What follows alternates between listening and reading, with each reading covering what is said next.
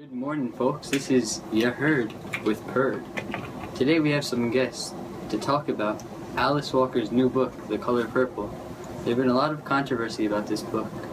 A lot of people say this book shouldn't be taught to students. Our first guest is single mother from Nashville, Tennessee, Miss Wendy Lockhart. Come on in, Miss Lockhart. Well, hello, Perd. How are you? I'm fine, thanks. So what do you have to say about Alice Walker's new novel? Well, the other day, my son Billy came home and asked for some help with his English homework. When he handed me his book, I was so appalled with the amount of sexual content that I saw. I was so disgusted with the language, I couldn't read anymore. I immediately called the headmaster of his school and I just had a field day. The fact that they would give this to kids is ridiculous. Why do you feel this way? Did you hear what I just said? There is rated R content on the first page. Okay, well, our next guest is Sister Mary Johnson from St. Peter's Church. Welcome, Sister. Good morning, Perd. Let's cut to the chase. This book is disgusting. I printed out a passage from the first page, and I'm going to read it. First, he put his thing up against my hip and sort of wiggled it around. Then he grabbed my blanket.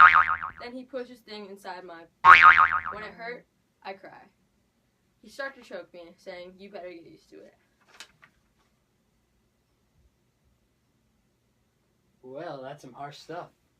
So do you think this book should be banned or not? Absolutely, without a doubt. Well, we'll be right back after this commercial break. Wait a minute.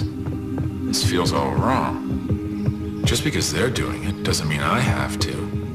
Why eat a hamburger made from frozen beef? It'll be all dry instead of fresh and juicy. Frozen hamburger? This is ridiculous. I deserve a hot, juicy burger. That's right, you heard me. I deserve a hot, juicy burger. And not because I can tear a phone book with my bare hands, no. I deserve a hot, juicy burger because I have a mouth. And it wants one. So do you. And so do you! Hot, juicy burger! Hot, juicy burger! Hot, juicy burger! Hot, juicy burger! That's right! And welcome back to You Heard with Perd. Our next guest is Miss Judy Jones, activist for the feminist movement from Portland, Maine.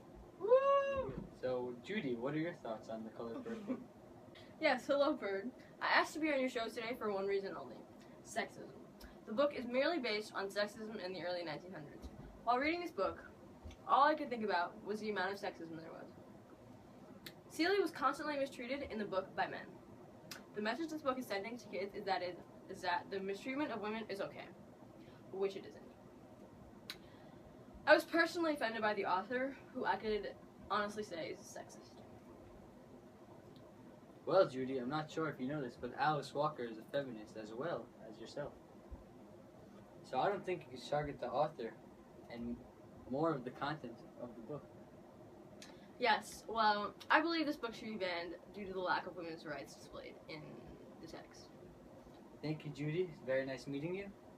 Now, go back to the kitchen, please. Our next guest is someone you all know and love, Mr. Snoop Doggy Dogg.